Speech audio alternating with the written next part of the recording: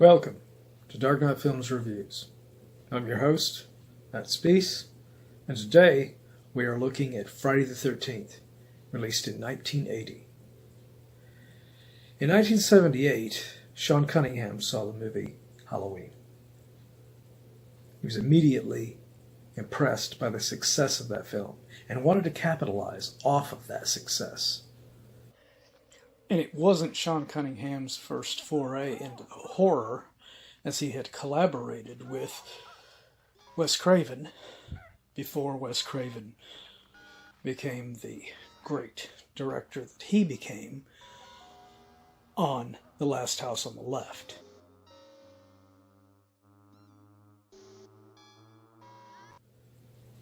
So, he went to a recent collaborator of his, Victor Miller, and they tried to come up with an idea of taking the elements that worked with Halloween and making their own variation on that same story,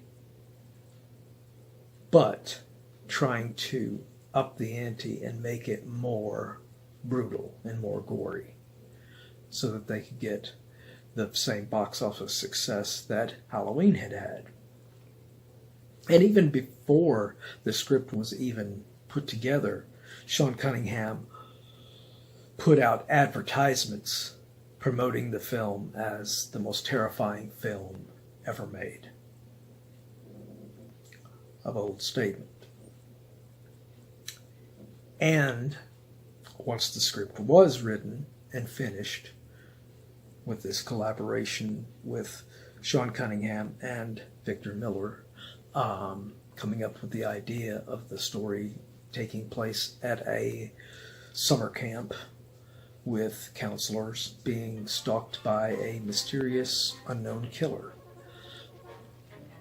They immediately knew that they wanted, like I said, to have a much more brutal and gorier film than what Halloween was. And to accomplish this, they went to special effects maestro who was just hot off of Dawn of the Dead, Tom Savini, to do the effects for all of the kills in the film. And that was a gamble that totally paid off for the film. Had it not had the effects work of Tom Savini to drive it, it might not have been the success that Friday the 13th was. It was a smart move to go with his effects. And the casting with Adrienne King as their leading lady. She is serviceable as your final girl. But she is not the great actress that you would really like to have in something like this. She's an average. She's got an average look. She's not the, super hot girl that most of these films would have later. She's just a normal looking girl. And her performance is average at best in the film. She's not one of my favorite final girls.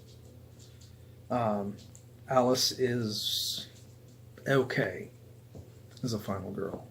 The other actors in the film, out of all of them, Kevin Bacon, of course, is the standout in the actors for while he's on screen. Hey, nice bite. Keep it smoking, boy. Smoking? Don't smoke. Causes cancer. You know what I mean. Would you just get up a spaceship or something? Colombian gold, man. Grass, hash, the weed. Dig it? Hey, what's he talking about? Hey, don't get smart. Me? I'm as dumb as they come. Hey, another word out of you. You understand me? Officer. Really, nothing's going on here. We're just trying to get the place in shape.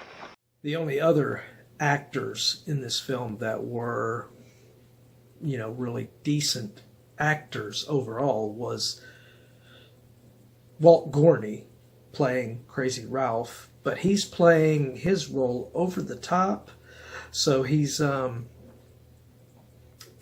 fine actor. If you see him in other things, you would not realize the caliber of an actor that he was. But playing Crazy Ralph, he gets to just go crazy and have fun with the character, with the whole, You're going to Camp Blood, ain't you? God damn it, Ralph, get out of here. Go on, get. Leave people alone. You'll never come back again. It's got a death curse. So he was over the top and just fun. And it was a huge mistake for them to bring him back in Friday the 13th Part 2 and to kill him off. That character should have stuck around and been around to be the Doomsayer throughout the whole series. They lost a big one whenever they killed his character off. His return in Part 7 as the narrator at the beginning was amazing.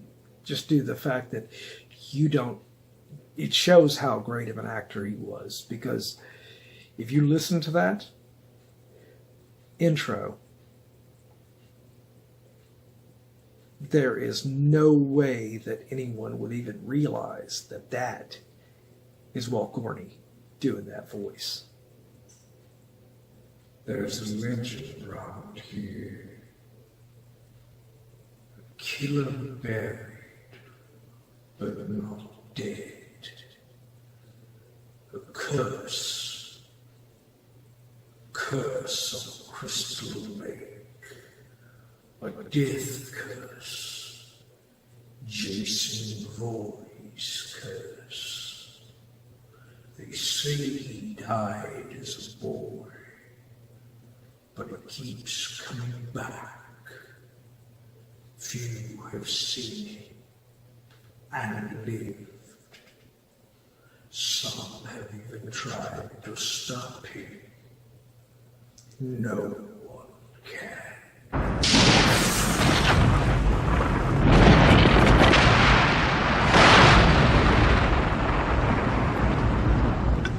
People forget he's down there, waiting.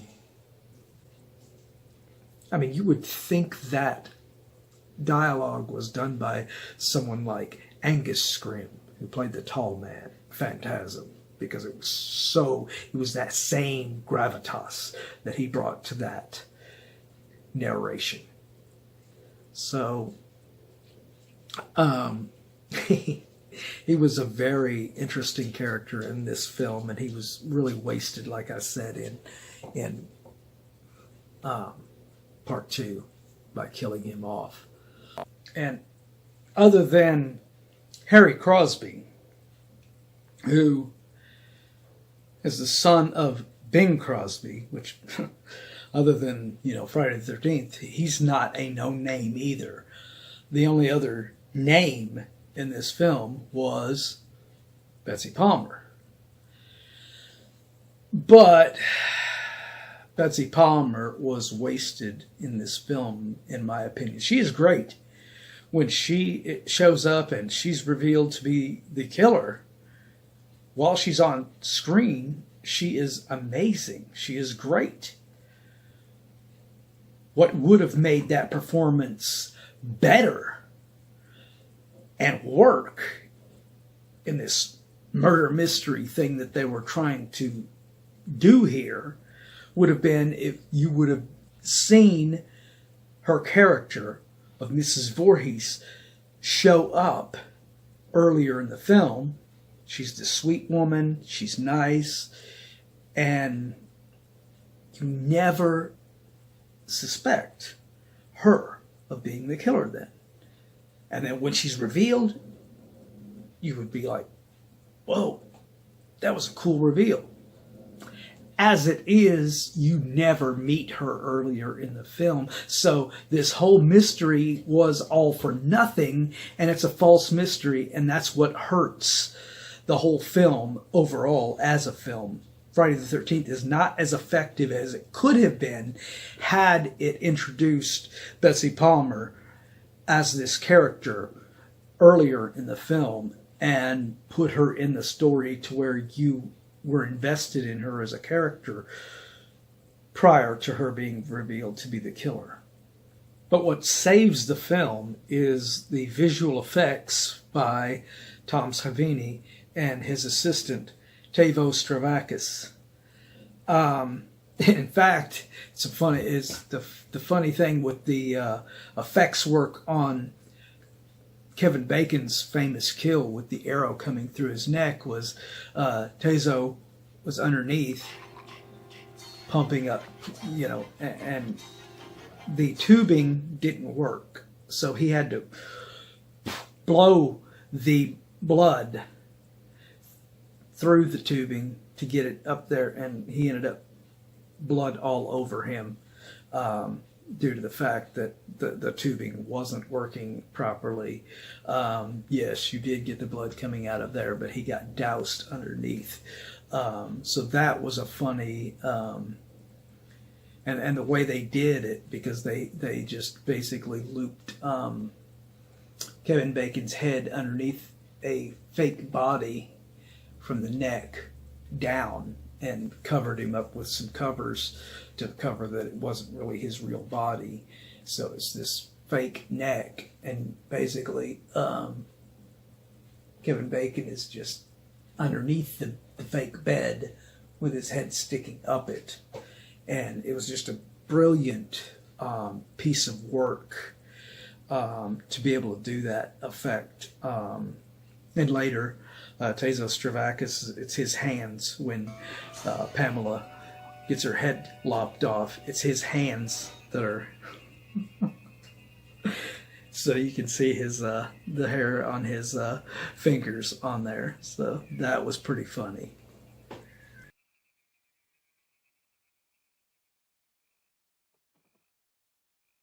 But overall, I mean, other than the effects,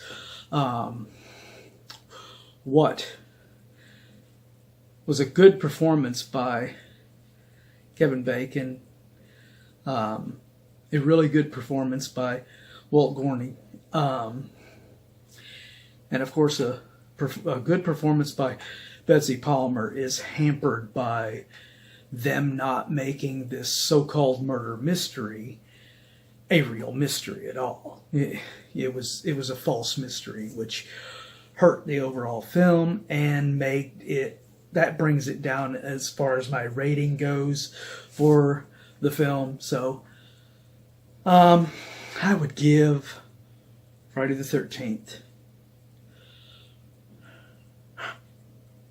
and I hate doing it because it is the original classic first movie in the series, and I hate doing that, but I would give it a 6.5 out of 10.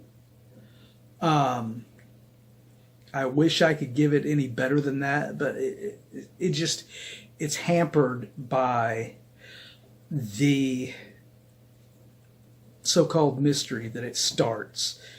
If they would have, like I said, if they had made Betsy Palmer introduced earlier, made her this totally likable woman that you get to know, and then she's revealed to be the killer at the end, that would have, I mean, it could be probably maybe a 10 if they had worked that like that. But as it is, the effects, Kevin Bacon, what screen time Betsy Palmer does have, and Walt Gorney were what puts this into a lesser extent.